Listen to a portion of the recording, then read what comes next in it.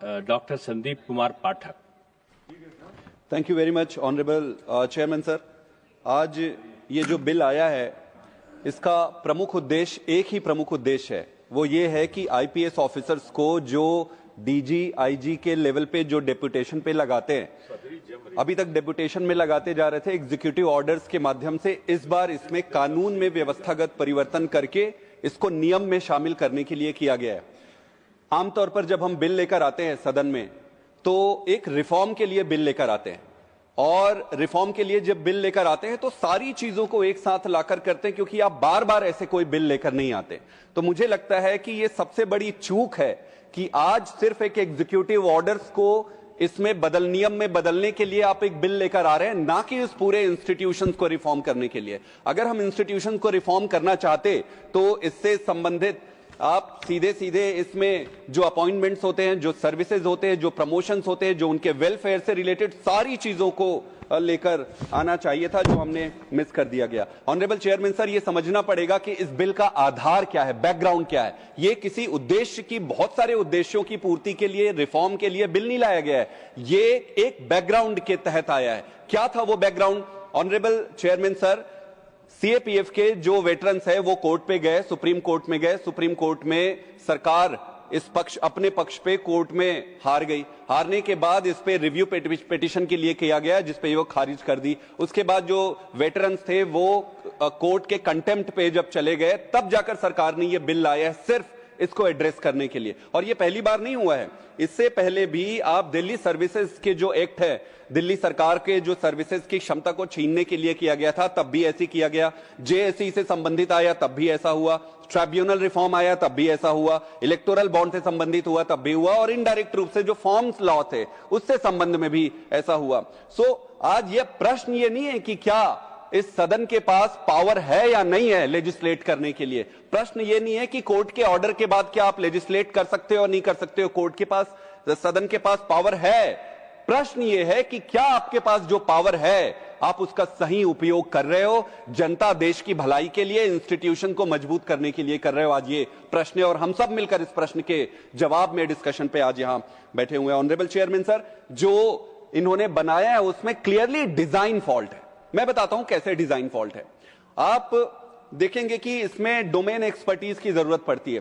भाई, paramilitary forces की व्यवस्था स्थापना क्यों की गई? अगर पुलिस इनका काम कर लेते तो इनको बनाने की जरूरत नहीं थी। अगर मिलिट्री इनका काम कर लेते तो इनको बनाने की जरूरत। क्लियरली यह है कि मिलिट्री का काम अलग है, पुलिस का काम अलग है, पैरामिलिट्री फोर्सेस के काम अलग है। इसका सीधा सीधा मतलब यह है कि पुलिस की जो ट्रेनिंग है वो अलग होती है, आर्मी की ट्रेनिंग अलग होती है, और पैरामिलिट्री फोर्सेस की ट्रेनिंग अलग होती है। अब मुझे यह बताइए कि एक इंस्टीट्यूशन जिसकी स्थापना एक अलग ट्रेनिंग के लिए की गई है, उसके हेड को आप दूसरे सिस्टम से ट्रेंड हुए पर्सन पे कैसे लगा सकते हैं? यह बहुत बड़ा डिजाइन फॉल्ट है। यह पूरे देश में, विश्व में कहीं पर यह होता नहीं है। मुझे यह लगता है कि सरकार अपने ईज ऑफ एग्जीक्यूशन और ईज ऑफ गवर्नेंस के लिए कर रही है। हमें संभवतः यह लगे कि इससे ऑपरेट करना आसान होगा, निश्चित रूप से आसान होगा। आप एडमिनिस्ट्रेटिवली आपको इसको एग्जीक्यूट करा लोगे, लेकिन लॉन्ग टर्म पे एक जहर जैसे है, वो धीरे धीरे धीरे इंस्टीट्यूशनल इंटेग्रिटी, इंस्टीट्यूशनल कॉम्पिटेंस और इंस्टीट्यूशनल मेरिट को खत्म करते जाएगी। ऑनरेबल चेयरमैन सर, क्या आप एक आईआरएस को आईपीएस का हेड लगा सकते हैं? क्या आप एक आईपीएस को आईएएस का हेड लगा सकते हैं? क्या आप सीएपीएफ को, जिसकी पूरी जिम्मेदारी अलग है, काम अलग है, संवेदनशीलता अलग है, उस पर किसी आईपीएस को या आईएएस को लगा सकते हैं? नहीं लगा सकते, क्योंकि ट्रेनिंग अलग है, क्योंकि मोटिव अलग है, क्योंकि ज्यूरिडिक्शंस अलग है, क्योंकि डोमेन अलग है। यह संभव है कि कोऑर्डिनेशन के लिए पुलिस की जरूरत पड़ेगी, तो आप उसी सिस्टम में ऐसी व्यवस्था बनाते जिसमें कोऑर्डिनेशन स्पेसिफिक पर्पस के लिए आप आईपीएस को और आर्मी के लोगों को आप रख सकते थे। आपको इसका हेड बनाने की आपको जरूरत नहीं थी। ऑनरेबल चेयरमैन सर, दूसरी जो सबसे बड़ी कमी है वो है शॉर्ट टर्म लीडरशिप की। ये कैसे संभव है कि आप 2 या 3 साल के लिए लीडर को नियुक्त करोगे? भाई, किसी भी संस्था में जब आप लीडर नियुक्त करते हो तो पर्याप्त और लंबे समय के लिए करते हो, ताकि वो व्यवस्थागत, ढांचागत उसमें जो कमियां हैं उसको दूर करके इंस्टीट्यूशन को मजबूत करे। आप 2 साल के लिए किसी आईपीएस को लेकर आते हो, वो आईपीएस कभी संस्था को मजबूत करने के लिए नहीं सोचेगा। वो ये सोचेगा कि मैं 2 साल तक यहां डेपुटेशन में हूं, फिर मुझे आगे जाना है। संभवतः वो अगर कुछ अच्छे कदम भी उठाएगा तो ये जरूरी नहीं है कि वो अपने रहते रहते उस चेंजेस को देख पाए, क्योंकि वो डिप्यूटेशन में वो बदल चुका रहेगा कोई दूसरा। सो शॉर्ट टर्म जो है वो इंस्टीट्यूशनल जो मेमोरी है, विजडम है, उसको खत्म कर रही है। इसलिए ये सही नहीं है इस इंस्टीट्यूशन के लिए। Disconnect with the cadre. अब जो पूरा कैडर है सीएपीएफ का, उनकी ट्रेनिंग अलग है। उनके कैडेट्स को खड़े होके आप ट्रेनिंग में क्या बोलोगे कि लेडीज जेंटलमैन, ये हमारे कैडेट्स हैं, इनमें इतनी कैपेबिलिटी नहीं है कि ये इस इंस्टीट्यूशन को लीड कर सके। आप यही तो कह रहे हो उनको, यही तो कह रहे हैं कि कैडेट्स, तुम में वो कैपेबिलिटी नहीं है कि तुम आप लीड कर सको। और उनको इस बिल के द्वारा उनके दिमाग पे ये भर जाएगा कि कोई आईपीएस, हम आईपीएस के अगेंस्ट नहीं है, हम इंस्टीट्यूशनल एफिशिएंसी पे डिस्कशन कर रहे हैं। आईपीएस से कोई आएगा और इनके सिर पे बैठ जाएगा।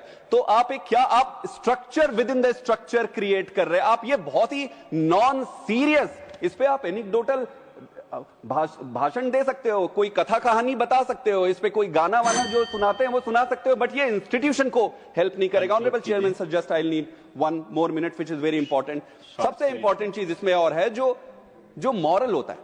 सालों साल अगर प्रमोशन ना मिले, सालों साल, आप अपने ही देख लीजिए, अगर आप एक गांव में सरपंच बनते हैं और पूरी जिंदगी सरपंच, आपका मोटिवेशन ये होता है कि आप चुनाव लड़के आगे जाते हो, फिर वहां से विधायक बनते हो, विधायक बनके आप एमपी बनना चाहते हो, एमपी बनके आप फिर मिनिस्टर। आपको अगर ये बोल दिए पूरी जिंदगी आप यही रहोगे, सरपंच रहोगे ब्लॉक में, क्या आप में मोटिवेशन रहेगा?